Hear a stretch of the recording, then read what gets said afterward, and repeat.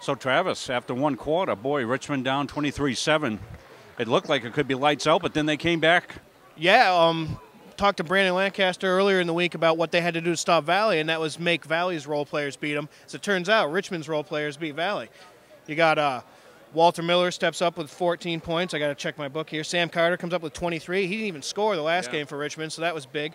Eric Murin comes up with 10 points, 8 in the fourth quarter when they kind of pulled away a little bit. So big game all around. Showed off Richmond's depth. Well, if you're going to have a championship team, you need that depth, and certainly Valley came out shooting lights out. It just had a sense that they couldn't maintain that for the whole game. They were on a pace to score almost 100.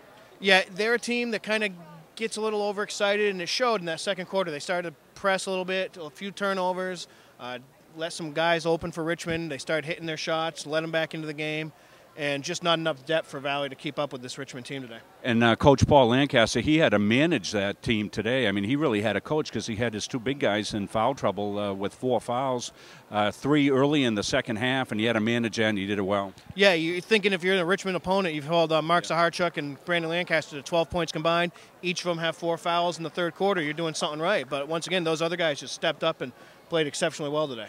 And you got to think this gives Richmond confidence. They'll be here next week for the state championship. They were here last year. But now they know that if they don't get great games out of somebody's going to step up. It's a great feeling to have as a team and as a coach. Yeah, they're playing a Central Aroostook team that beat them here a couple seasons ago. I'm not sure how many guys are back on that Central Aroostook team, how much turnover they've had.